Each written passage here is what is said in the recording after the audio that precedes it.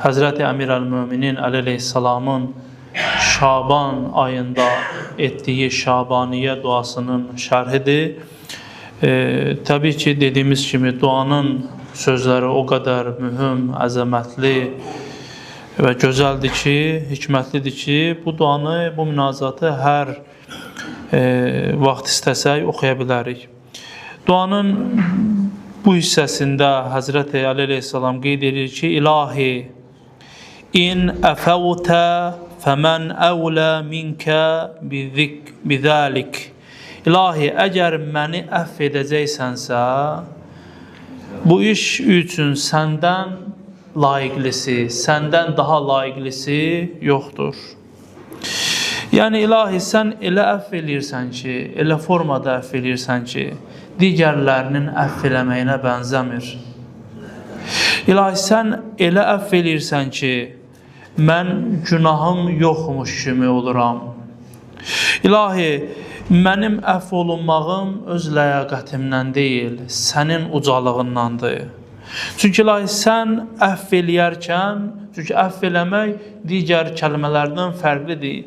Əff kəlməsi günahı təkcə örtmək yox, silmək sayılır. Yəni, silmək kimidir daha doğrusu.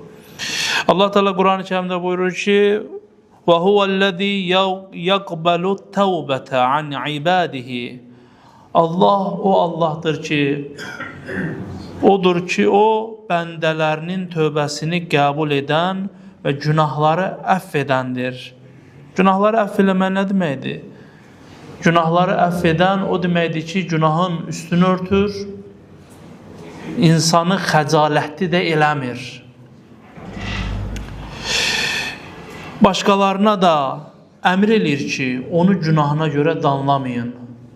Biz keçən dəfə bir hədis oxumuşduq ki, Peyğəmbərimiz buyurub ki, mömin qardaşını etdiyi günahdan sonra tövbə eləyib, həmin tövbəsindən sonra etdiyi günaha görə danlasa, Peyğəmbərimiz buyurur ki, ölmədən həmin günaha özü mürtəkib olar.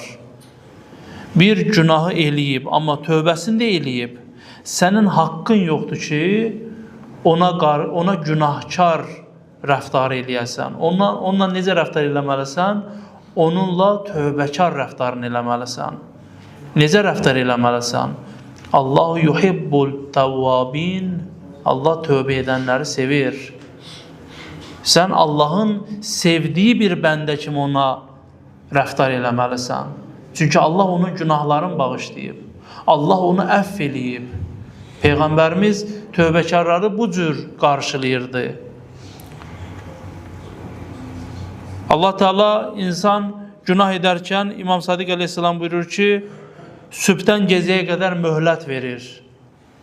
İnsan günah elədiyi zaman İmam Sadiq aleyhisselam buyurur ki, Allah Teala sübhdən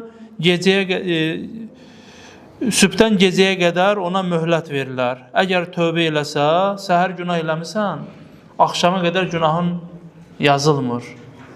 Belə saxlanır, amma əməl dəftəri yazılmır. Günah eləsən, tövbə eləsən, ora yazılmaz. Yox, əgər tövbə eləməsin, ora qeyd olunar. Bəzi insanlar var ki, Allahın insana verdiyi möhləti belə insana vermirlər. Günah eləyən kimi dərhal insanların abrını aparırlar. Gözləyirlər sanki, mikroskopla gözləyirlər, nə bilim, binokulla gözləyirlər ki, günah eləyəsən, dərhal abrını apara. Amma Allah mələklərinə deyir ki, möhlət verin ona. Elə hələ yazmayın, bəlkə tövbə eləyər. Fürsət verir. Allah Teala insanı əff eləyərkən bizi kimi deyil. Biz bəzən insanları əff elədiyimizi zənn edirik, amma əff eləmirik. Zehnimizdə saxlayırıq ki, nə vaxt filan şeyi eləyib, nə vaxt gələr, birdən məndən üzgöz düşər, birdən məndən tərs düşər, bu sözü onun əleyhinə istifadə eləyərəm. Amma Allah elə deyil. Allah o cürünə əff eləmir. Həzrət Əli aleyhisselam buyurur ki, hər kəs Allah tərəfə qayıtsa, Allah da ona tərəf qayıdar. Yəni, hər kəs tövbə eləsə, Allah onun tövbəsini qəbul eləyər. Onun bədən üzvlərinə, yerin hər bir parçasına, onun abrını qorumaq əmrin verər. Eyiblərinin üstün örtmək əmrin verər. Əməlləri qoruyan mələklərin onun barəsində yazdıqları günahların onların yaddan çıxarılması əmrin verər. Həm günahı pozular, yazılan pozulara, həm də mələklərin də yadından çıxar. Allah bağışlayanda bu cürünə bağışlayır. Bu cürünə rəhmli Allahdır. Ona görə Həzrət Əli əleyhissalam münacatında buyurur ki, ilahi, əgər əff eləyəcəksənsə, əff eləməkdə səndən layiqlisi yoxdur. Allah Teala bununla da kifayətləmir. Mən keçən dəfə də bunu mövzuya toxunmuşdum.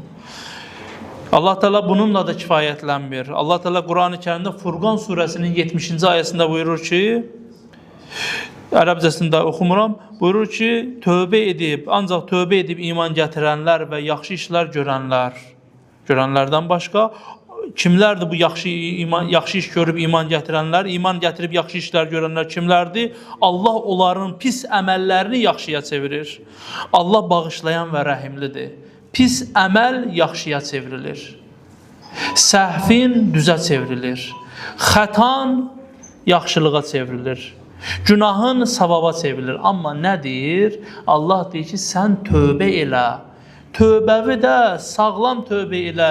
Belə başdan soltu sən bir dənə deyəsən, əstəğfurullah, hər günaha əstəğfurullahla deyəsən, hər işi bismillah deməklə başlayan insan, bəzən hər günahı da əstəğfurullahla başlayır. Əstəğfurullah deyib ki, rahatca günahını eləyir. Bu cür olmamalıdır. Tövbə edən haqqında onu deyirlər ki, tövbə edən, necə ki, keçinin döşündən sağılan süt geri qayıtmırsa, tövbə eləyən də günaha o cür qayıtmaz. Hədis bunu deyir. Bu cür tövbəyə tövbə deyirlər. Allah Teala Quran-ı Kərimdə buyurur ki, Ya eyyuhəllədinə əmənə tubu ilallah tövbətən nəsuhə. Ey iman gətirənlər, Allaha xalis şəkildə tövbə eləyin. Nəsuh tövbə eləyin. Qatqısı olmayan, xalis, səmimi şəkildə tövbə eləyin. Çünki əsl tövbə bu tövbədir.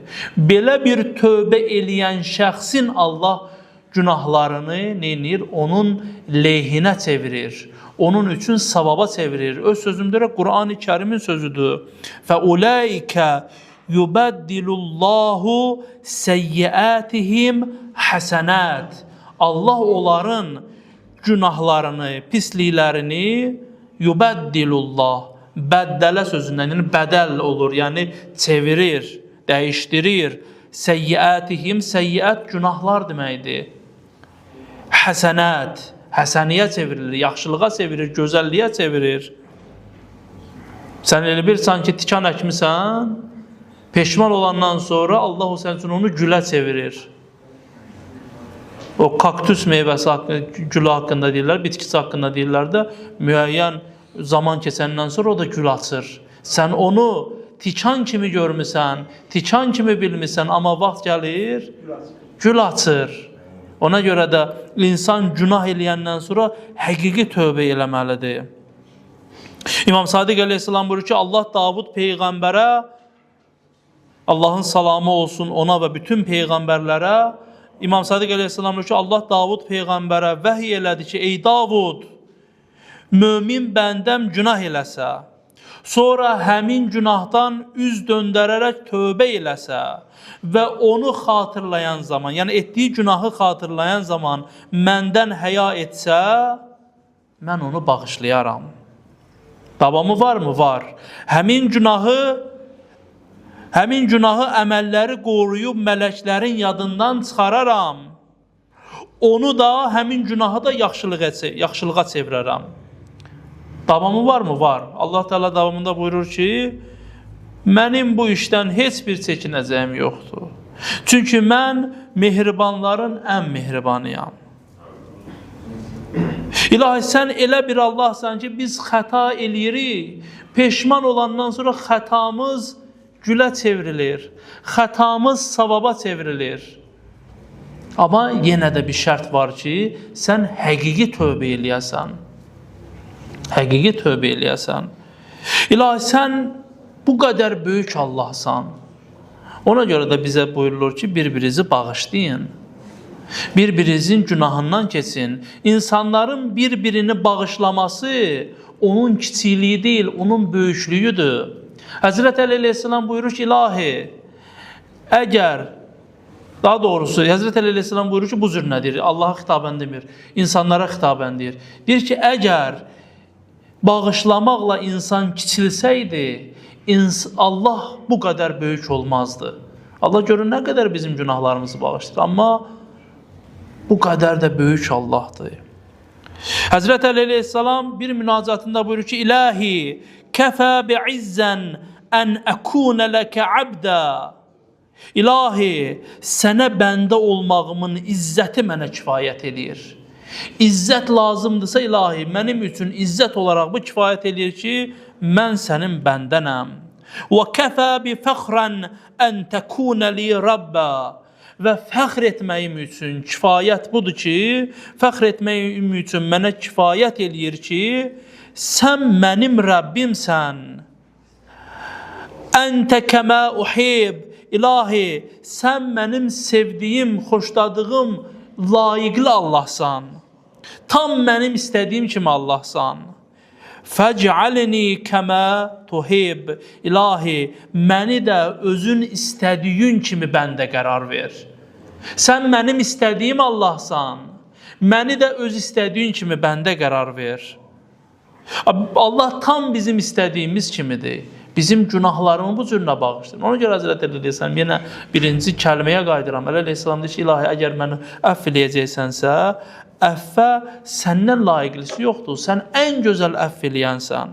Ona görə biz yekunda buyururuq ki, dua eləyirik ki, ilahi, mənim günahım böyükdür. Amma sənin əffin mənim günahlarımdan daha böyükdür. İlahi, mən özüm günahlarımı daha yaxşı bilirəm. İnsanların bilmədiyi günahlarımı da bilirsən. İnsanlardan gizlətdiyim günahları da sən bilirsən. Amma yenə də sənin əffün daha böyükdür. Ona görə bağışlamağa sən layiqsən.